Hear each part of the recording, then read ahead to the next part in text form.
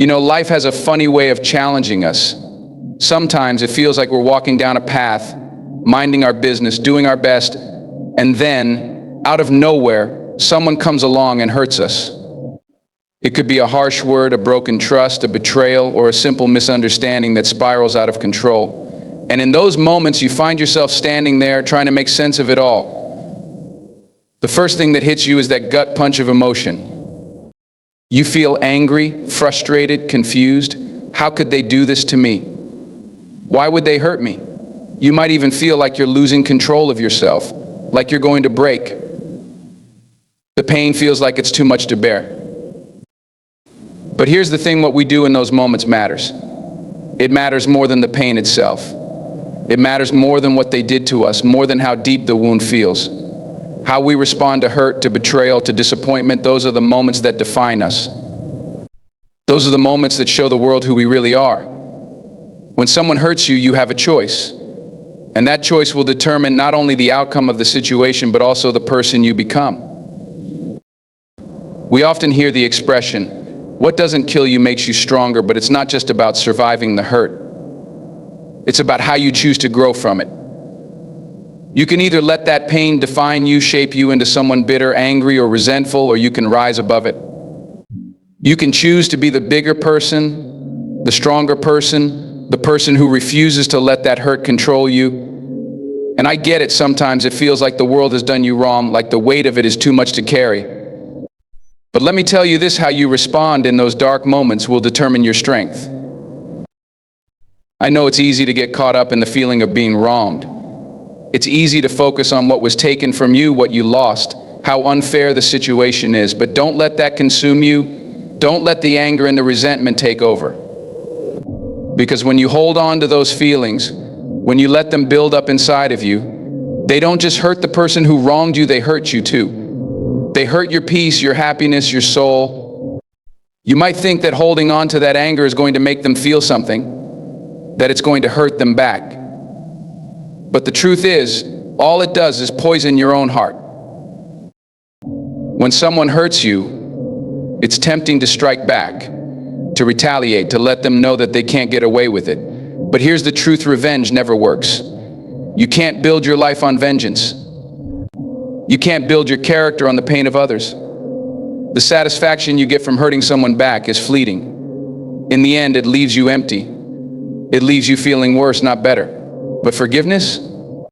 Forgiveness is the key. Forgiveness doesn't mean that what they did was okay, or that you're excusing their actions.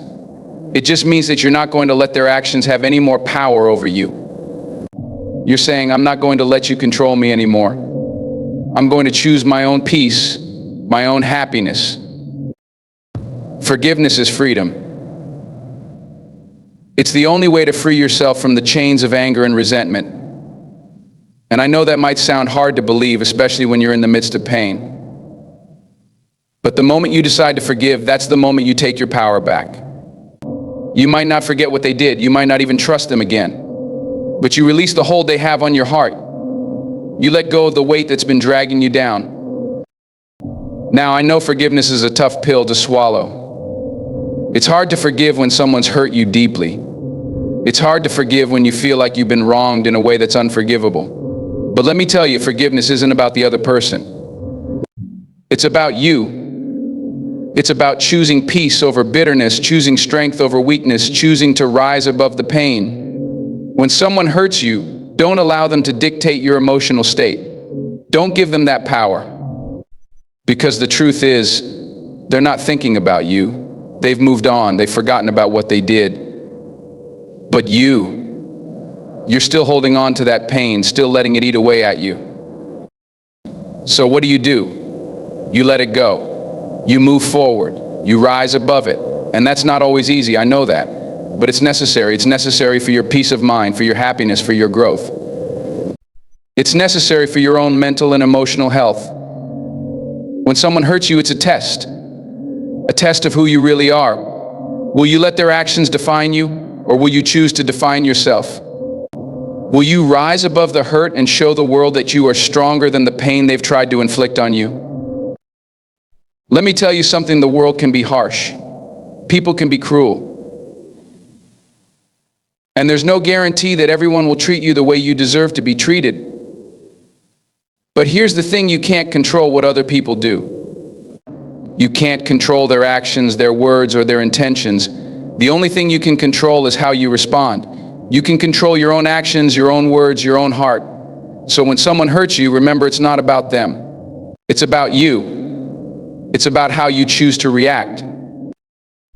And here's the truth: sometimes the hardest thing to do is the right thing. It's easy to be angry. It's easy to want to lash out. But it takes strength to hold back, to forgive, to walk away. It takes courage to rise above the hurt and not let it change who you are. It takes real power to look at someone who's wronged you and say, "You won't change me. I will not let your actions dictate my happiness. I will not let your words take away my peace." The journey to healing isn't always straightforward. It's not a straight line. There will be ups and downs, twists and turns. Some days you'll feel strong. Some days you'll feel weak. Some days the pain will feel like it's too much to bear. But let me tell you this: every step you take toward healing, every step you take toward letting go of the hurt, is a step toward becoming the person you're meant to be. It's a step toward peace. It's a step toward strength. And it's a step toward freedom. I'm not saying it's going to be easy. I'm not saying that you won't feel the sting of the wound long after it's been inflicted. But what I am saying is that you have the power to choose how long you let it hurt. You have the power to choose how you respond. You have the power to rise above it. Don't let the hurt define you. You define yourself. You define your response. You define your peace. Now, I know that some of you might be thinking, but they don't deserve my forgiveness. They don't deserve my peace, and you're right. Maybe they don't. Maybe they don't deserve your forgiveness, your trust, or your love. But the thing is, forgiveness isn't about them, it's about you. It's about you taking back your power, you taking control of your life. It's about you refusing to let anyone else have that kind of hold over you. And here's another thing: when someone hurts you, it doesn't make you weak to walk away from the situation. It doesn't make you weak to let go of the toxic relationship or the toxic person. In fact, it takes more strength to walk away from what's hurting you than it does to stay and let it destroy you. Sometimes the most powerful thing you can do is to protect your own peace, to protect your own heart, to walk away from the things and people that are dragging you down. But walking away doesn't mean that you carry that anger with you. Walking away doesn't mean you let that person's actions haunt you forever. Walking away means you are choosing to take control of your own happiness, your own peace, and your own future. You are saying, "I'm not going to let this define me. I'm not going to let this hurt dictate who I am or where I'm going." You are choosing to move forward, to heal, and to rise above it. In the end, you have two choices. You can hold on to the hurt, hold on to the anger, hold on to the bitterness, or you can let it go. You can choose forgiveness. You can choose peace. You can choose to rise above the pain. And while the choice might not always be easy, it's always worth it. Because when you choose peace, when you choose forgiveness, you're not just letting go of the hurt, you're choosing a better, stronger version of yourself.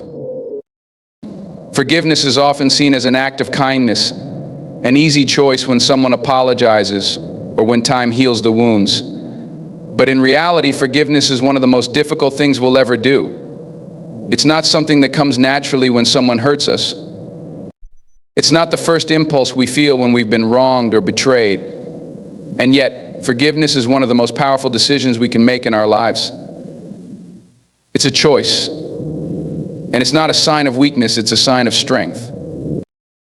The idea that forgiveness is a weakness is one of the biggest misconceptions in our culture.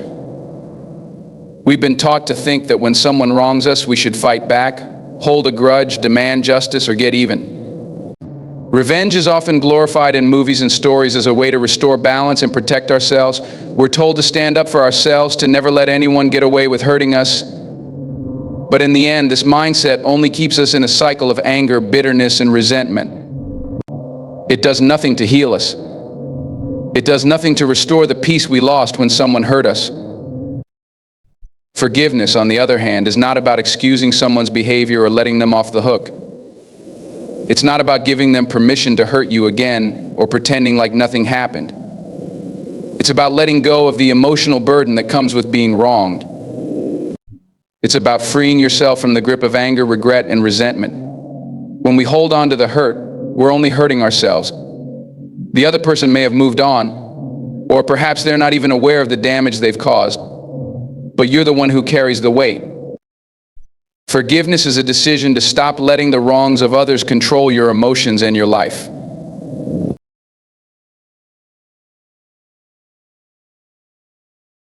It's a conscious choice to prioritize your peace over the desire for revenge or justice. This choice doesn't mean that you condone what was done to you. It doesn't mean you have to forget or even trust the person who hurt you again. It means you are no longer going to let their actions dictate your emotional state. You are choosing to take back your power and not allow their negativity to define your present or your future. There's a common myth that forgiveness means weakness because it suggests you're somehow allowing someone to get away with hurting you. But in reality, forgiveness is a powerful act of self-love. It's about recognizing that your mental, emotional, and spiritual health are more important than holding on to the wrongs done to you. It's about saying, I'm not going to let this pain define me. I'm not going to let this person or this situation control my life any longer. Choosing forgiveness is an act of strength because it requires courage, maturity, and an ability to rise above the hurt rather than be consumed by it. We've all been in situations where we feel betrayed, deceived, or treated unfairly. Sometimes those wounds are deep. They're not easy to heal, and they can stay with us for a long time. When someone you trust hurts you, it feels like a violation not just of your trust, but of your humanity. It's as if the world has betrayed you, and in those moments, forgiveness can feel impossible. The anger feels justified. The pain feels like it should be acknowledged, fought for, or avenged, and yet holding on to that anger only continues to hurt you. There's a reason why people say holding on to anger is like drinking poison and expecting the other person to die. That's exactly what happens when we refuse to forgive. The person who wronged you has probably moved on. They might not even remember what they did to you. Meanwhile, you're stuck carrying around this weight, this toxicity. It's like allowing someone to live rent-free in your head. You give them all this power over your emotional state, and you keep reliving the hurt, replaying the incident over and over, never letting go. Forgiveness is the antidote to that poison. It's a way of reclaiming your life. When you forgive, you take back your control. You say, I will not let this pain define me. I will not let it shape who I am or how I see the world or how I treat others. Forgiveness doesn't mean that the pain goes away immediately. It doesn't mean that you won't ever feel angry again. But it does mean you're choosing not to let the hurt take over. You're choosing not to let the wrong define your peace. People often think that forgiveness is about letting someone off the hook. But real forgiveness is about setting yourself free. It's about understanding that carrying the burden of resentment and anger is a choice, and it's one that you don't have to make. Forgiveness doesn't mean you agree with what was done to you or that you excuse the actions of others. It simply means you're not going to let those actions rule your life anymore. Think about it. When we hold on to anger, we're essentially allowing the person who hurt us to continue to harm us, even though they're no longer in the picture. Anger keeps us attached to the incident. It keeps us reliving the pain and allowing it to shape our present. Forgiveness, on the other hand, is the decision to sever that connection. When you forgive, you let go of the emotional hold that person or situation has on you. You let go of the need to be right, to prove something, or to get revenge. You choose peace. It's important to understand that forgiveness is a process, not a one-time event. It's not something that happens instantly, and it's not something that comes easily for everyone. If you've been deeply hurt, forgiveness can take time. But that's okay. It's okay to acknowledge the pain, to feel the anger, and to grieve the loss of trust or safety. But then, at some point, you have to make the decision to let go. You have to make the decision to forgive, not for the other person's sake, but for your own. Some people hold on to anger because they feel like forgiving is a sign of weakness. They think that forgiving means they're letting the person off the hook, or that it somehow diminishes the hurt they've experienced. But nothing could be further from the truth. True strength lies in the ability to rise above the pain, to rise above the wrongs done to you, and to choose to let go of the hurt. When you forgive, you are choosing to take control of your life again. You are choosing to be the bigger person, to not let another's actions dictate your emotional state or your future. Forgiveness is an act of self-respect. It's about recognizing that your peace of mind is worth more than any grudge you might hold. It's about prioritizing your emotional health over the desire for justice or retribution. When you hold on to anger and resentment, you're not punishing the other person, you're punishing yourself. And over time, that bitterness starts to eat away at your own joy, your ability to trust, and your ability to move forward. It keeps you stuck in the past, and it prevents you from embracing the present. Choosing forgiveness doesn't mean that the past didn't happen or that you need to forget what was done to you. It doesn't mean you have to reconcile or stay in a toxic relationship. It simply means that you're not going to let the past control your present. You're not going to let the person who hurt you continue to take away your peace, your happiness, or your ability to love. Forgiveness allows you to move forward. It allows you to heal. You see, forgiveness is not about excusing the behavior of others. It's about freeing yourself from the emotional chains that bind you to that behavior. You are choosing to stop letting that person or situation continue to hurt you, whether consciously or unconsciously. It's about releasing the grip that anger, resentment, and bitterness have over your life. It's about choosing peace, not because the other person deserves it, but because you deserve it. When you forgive, you regain your power.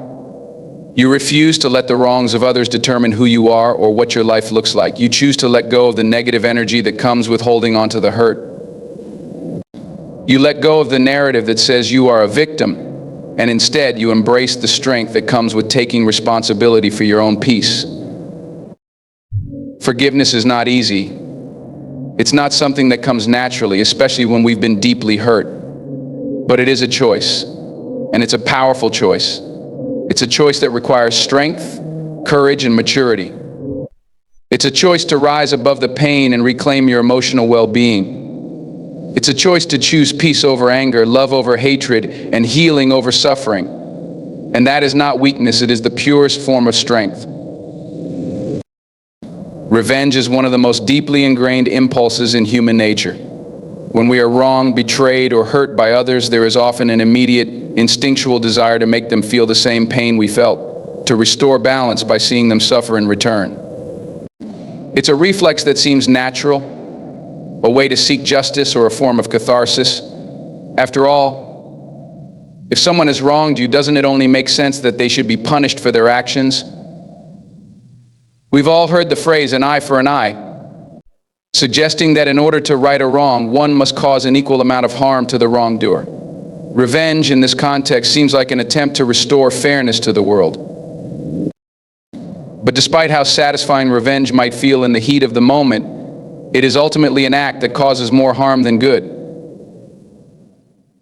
Revenge doesn't just hurt the person who wronged you, it hurts you too. In fact, it's often more damaging to the one seeking retribution than to the one being targeted. It's not just a destructive path, it's a futile one. Because the sense of satisfaction or justice that comes from revenge is temporary, and the long-term consequences are almost always far more harmful than the original wrong itself. The idea of revenge feeds into our emotions, our anger, our frustration, and our sense of injustice. It feels good to imagine putting someone in their place, to picture them experiencing the same hurt or humiliation they've caused us. It's tempting to believe that by striking back we can somehow restore our sense of power, or at the very least make them understand the pain they caused.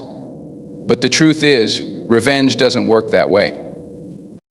In the end, the person who hurt you has already moved on, whether they feel regret or not, and they likely aren't even aware of how much time and energy you're spending plotting your retaliation. Meanwhile, you remain stuck in a cycle of anger and bitterness, obsessing over what was done to you and how to pay it back. When you seek revenge, you are often giving away your peace. It is easy to believe that hurting someone back will give you some sense of relief, but the relief is short-lived. The momentary satisfaction of seeing someone else in pain is fleeting, and you are left with the same underlying anger, the same hurt that prompted you to seek revenge in the first place. If anything, revenge often amplifies your pain. It prolongs the negative emotions, keeping you tethered to the person who hurt you and ensuring that the damage done to you remains at the forefront of your mind. Think about it, revenge is a form of self-inflicted punishment.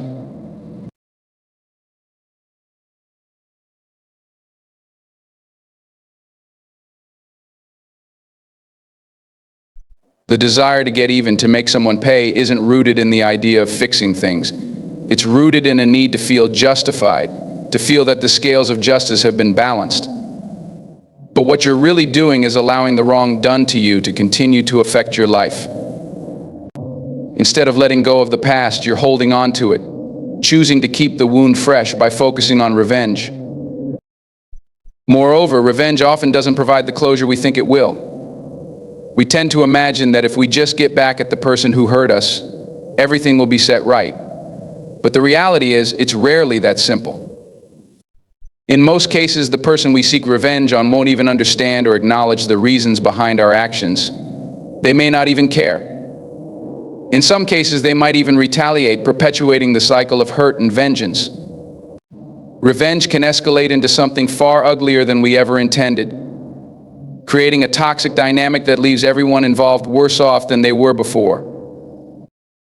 There's a saying that holding on to anger is like drinking poison and expecting the other person to die. This sentiment captures the essence of what revenge really does. The longer you hold on to that anger, the more it poisons your mind, your body, and your spirit. Anger, when left unchecked, can fester into resentment, bitterness, and even hatred. And the more you dwell on the wrongs done to you, the more you allow that poison to spread. The person you want to get back at may not even be aware of the toll it's taking on you, but it's slowly eating away at your happiness, your peace, and your ability to move forward. In fact, revenge can harm you in ways you may not even realize. It can consume your thoughts, distract you from more important matters, and prevent you from healing. Instead of focusing on finding solutions, growing from the experience, or simply moving on, you're trapped in a cycle of plotting and rehashing the same hurt over and over again. It creates an emotional and mental loop that makes it harder for you to let go of the pain. And in the end, you're the one who ends up losing more than the person who wronged you. When we pursue revenge, we're giving the wrongdoer more power than they deserve. By constantly thinking about them, obsessing over their actions, and imagining how we can make them pay, we're allowing them to continue to affect our emotional state. We're essentially letting them control our thoughts and feelings long after the event has passed. The longer we hold on to the desire for revenge, the more control we give away. The person who hurt us is no longer present in our lives, but they are still very much present in our minds. By choosing revenge, we stay stuck in a negative emotional state, unable to move forward or heal. And this isn't just an emotional consequence, it can also have physical effects. Studies have shown that prolonged anger, stress, and the desire for revenge can lead to serious health issues, including increased blood pressure, weakened immune systems, and heightened anxiety and depression. When we're consumed by thoughts of retaliation, our bodies react in ways that are damaging to our overall well-being. So not only is revenge emotionally harmful, it can also take a physical toll on your health. One of the most insidious aspects of revenge is that it doesn't allow for true healing.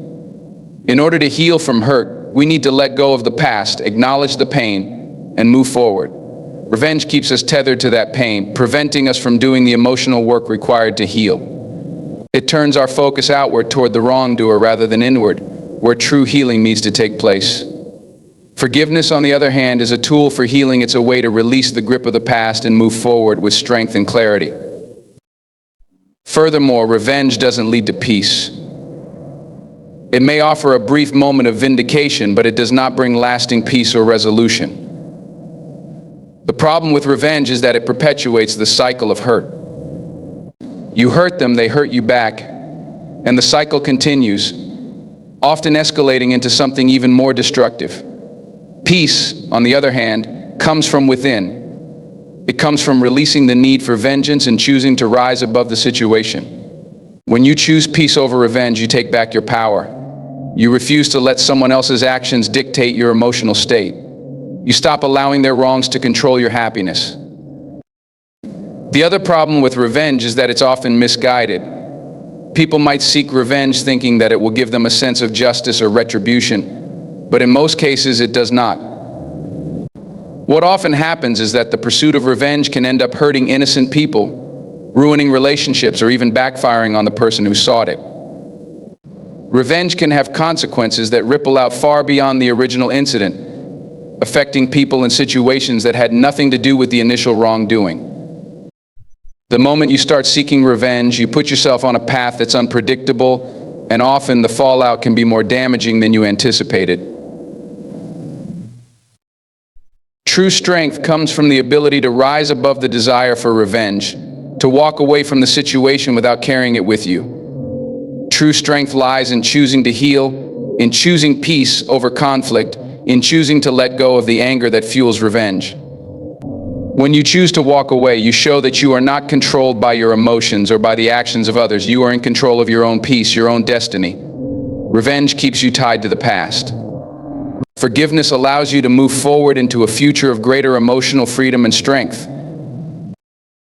In the end, the most powerful thing you can do when someone wrongs you is not to retaliate, but to rise above it. You can choose to let the past stay in the past. You can choose to free yourself from the burden of anger and resentment. You can choose to heal. Revenge may feel sweet for a moment, but the peace that comes from letting go of that anger is far sweeter, and it's the only thing that can truly restore your emotional well-being. Choosing to forgive, to release the desire for revenge, and to let go of the hurt is one of the most powerful decisions you can make in your life. It's a decision that not only helps you move on from the past, but it also helps you grow stronger in the present. Revenge only holds you back, it chains you to your pain and prevents you from truly healing. Letting go, on the other hand, sets you free. It allows you to live without the burden of the past weighing you down, and it gives you the emotional space to grow, to find peace, and to move forward with a sense of freedom. In this fast-paced world, where external circumstances, people, and events can easily disrupt our inner sense of well-being, one of the most powerful truths we can understand is that we are the sole guardians of our peace. The peace we experience isn't determined by the world around us, by what others do to us, or by situations that we find ourselves in. Peace is something we control. It's a choice, a decision to maintain balance, calm, and emotional stability despite the chaos that might surround us.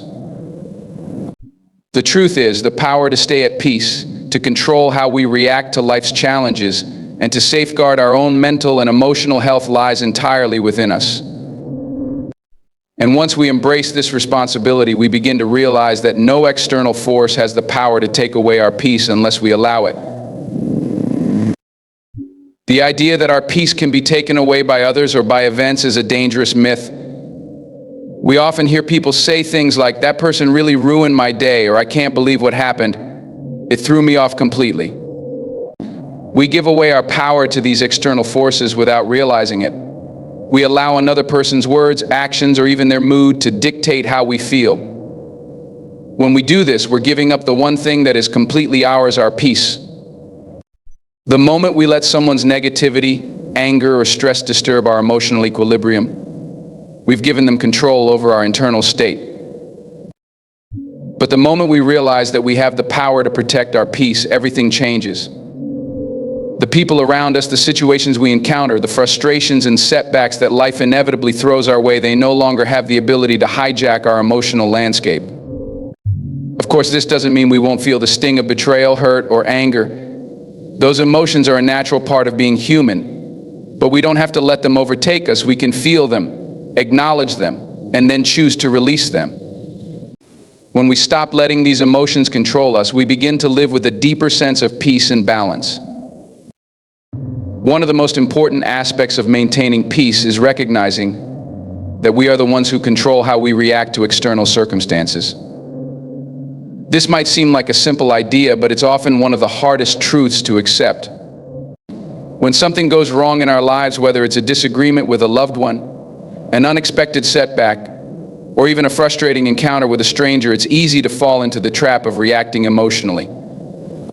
We want to vent, to shout, to express our frustration in a way that allows us to release our pent-up energy. But the problem with this is that by reacting in such a way, we're allowing the situation to control us rather than controlling our response to it. We all know that life isn't perfect. We're going to face disappointments, failures, misunderstandings, and difficult people. These are unavoidable aspects of the human experience. But what we can control is how we approach these challenges. We can choose to face them with a sense of calm, of understanding, and of emotional strength. The more we understand that our response to the world is what shapes our experience, the more empowered we become. Instead of reacting impulsively or letting the circumstances dictate our emotional state, we can choose to pause, to reflect, and to respond thoughtfully. And in doing so, we begin to protect our peace. The key to controlling your peace lies in your mindset. When you shift your thinking, you shift your experience. For example, when something negative happens, whether it's someone cutting you off in traffic or a colleague making a harsh comment, ask yourself how you can respond in a way that preserves your peace. The natural instinct might be to get angry or frustrated, but does that really serve you? In the grand scheme of things, does reacting with anger or resentment improve the situation? Does it restore your sense of peace? More often than not, the answer is no. In fact, responding with anger often makes things worse. It escalates the situation and keeps you trapped in a cycle of negative emotions. On the other hand, when you take a deep breath and choose to respond with composure, you're reclaiming your power. You're taking control of your emotional state. You're saying, I will not allow this situation to disturb my peace. When you make this choice consistently, you'll find that the world around you becomes less chaotic. You'll begin to see situations for what they are, temporary events that don't have to affect your emotional well-being. There are many ways to cultivate a mindset that prioritizes peace.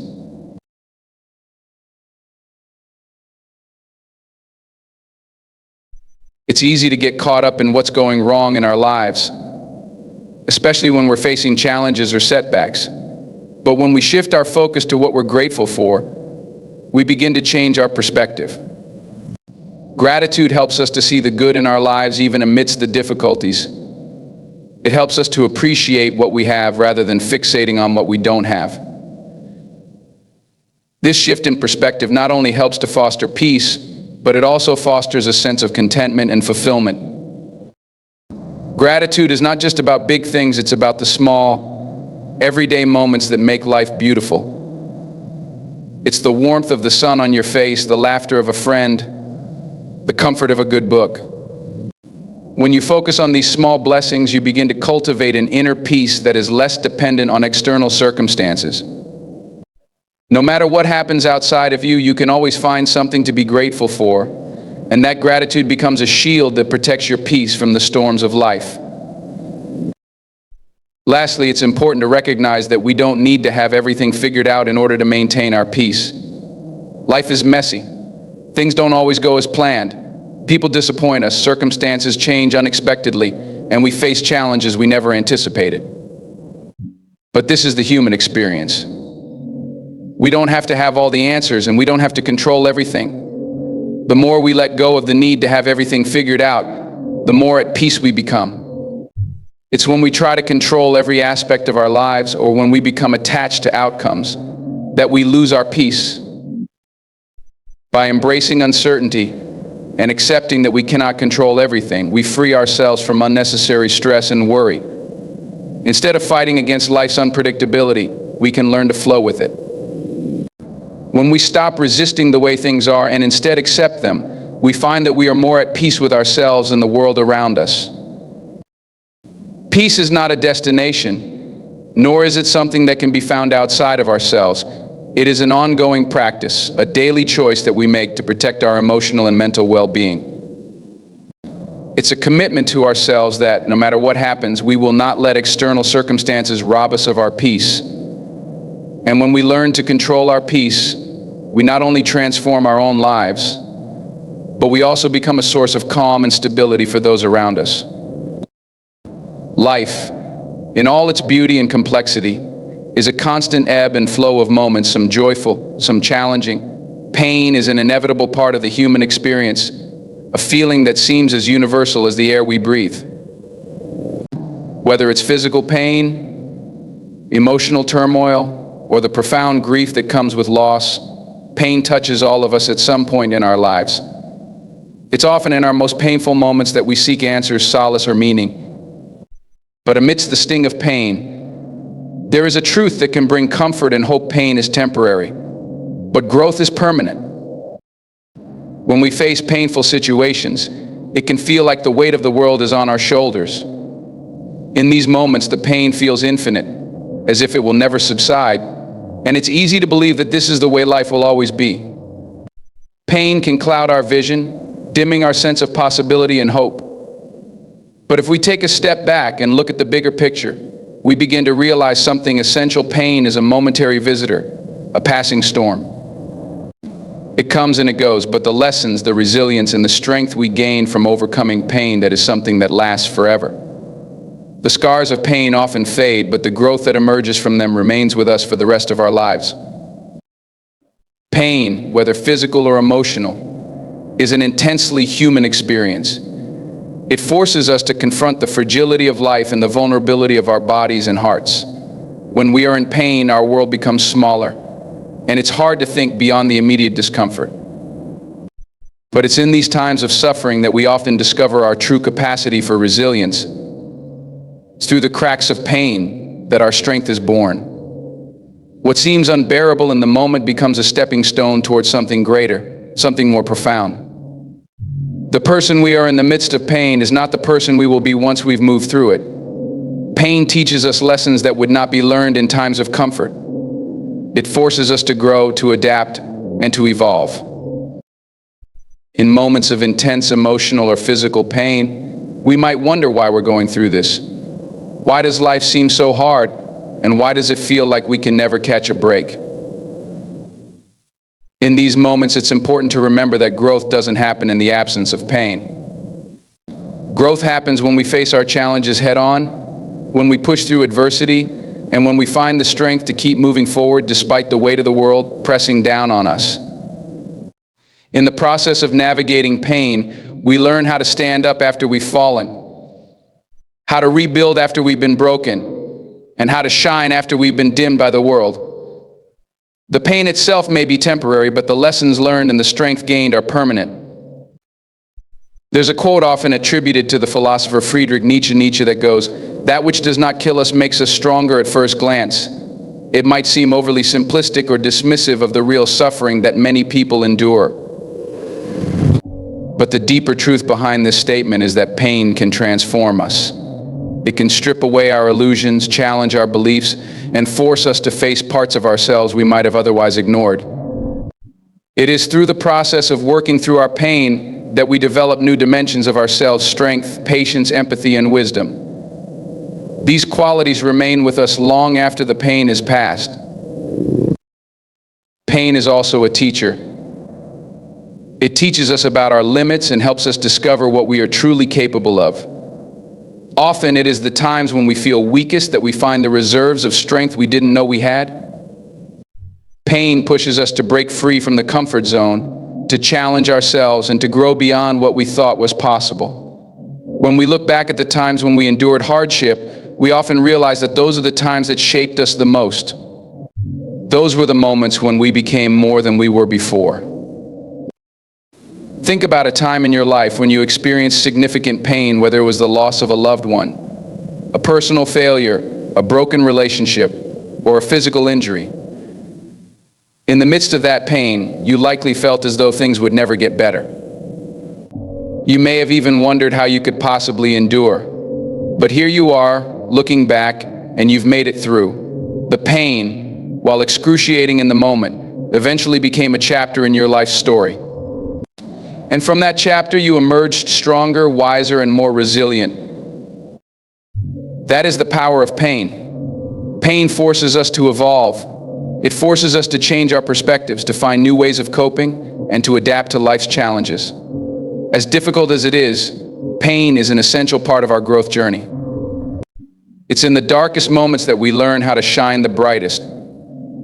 Growth doesn't come from living a life free of challenges. Growth comes from how we respond to the challenges we face. It's easy to be calm and collected when everything is going well. But when life throws us a curveball, when we are tested to our limits, that's when we learn what we're really made of. It's important to understand that growth is not always a linear process. There are times when we take 2 steps forward and 1 step back. There are times when the pain seems to linger longer than we expect. And there may be moments when we feel like we're not making any progress at all. But even in those moments, growth is happening. It's happening in the quiet moments of self-reflection, in the small steps we take each day to heal and move forward. Growth is a process, not a destination. It doesn't happen overnight, and it doesn't happen without effort. But every step you take toward healing, every moment you choose to rise above the pain, is a step toward a stronger, more resilient version of yourself. Another essential aspect of growth through pain is the development of emotional intelligence. When we face pain, we are often confronted with deep, intense emotions. It's easy to react impulsively, to allow our emotions to take control, or to let bitterness or anger cloud our judgment. But pain also offers us an opportunity to develop greater emotional awareness and self-regulation. When we face difficult emotions head-on, we learn how to process them in healthy ways. We learn how to grieve without losing ourselves, how to forgive without forgetting, and how to move forward without being weighed down by resentment. The more we work through our pain, the more emotionally intelligent we become. And emotional intelligence is a skill that serves us for a lifetime, helping us navigate not only our own pain, but also the pain of others with empathy and understanding. The concept of pain being temporary and growth being permanent is a powerful reminder that no matter what we face, we have the capacity to overcome it. It's easy to become consumed by the weight of the present moment, to feel as though the pain we're experiencing will last forever. But the truth is, pain doesn't last forever. It evolves, it shifts, and it eventually fades. It is in the nature of life that nothing stays the same for long. What feels unbearable today may become a distant memory tomorrow. And with that, we also grow. We grow in our ability to deal with pain. We grow in our resilience. We grow in our capacity for love, compassion, and understanding. So when you find yourself in the midst of pain, remember that it is not a permanent state. Pain is a temporary visitor, and though it may feel all-consuming at the moment, it will eventually pass. What you carry forward from that pain is not the pain itself, but the growth you gain from it. And that growth, the strength, the resilience, the wisdom, and the compassion is permanent. It stays with you. It shapes you into a person who is better equipped to face future challenges, to rise again after a fall, and to live a life that is deeper and more meaningful because of the hardships you've endured. Every painful experience is an opportunity for growth. It's an opportunity to shed old versions of yourself that no longer serve you, to let go of limiting beliefs, and to step into a stronger, wiser version of who you are meant to be. Pain is inevitable, but growth is a choice. How you respond to pain will determine how much you grow from it. When you choose to learn from pain rather than be defeated by it, you are choosing to transform your life. So remember, pain is temporary, but growth is permanent. And in the end, it is the growth that shapes the person you become.